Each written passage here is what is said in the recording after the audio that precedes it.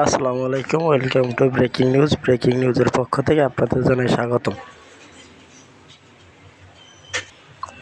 ঈদুল আজহা ও গ্রীষ্মকালীন ছুটির জন্য 19 দিনের ছুটির বরাদ্দ করেছে সরকার। স্কুল বন্ধ থাকবে 19 দিন, কলেজ 14 দিন টানা ছুটি।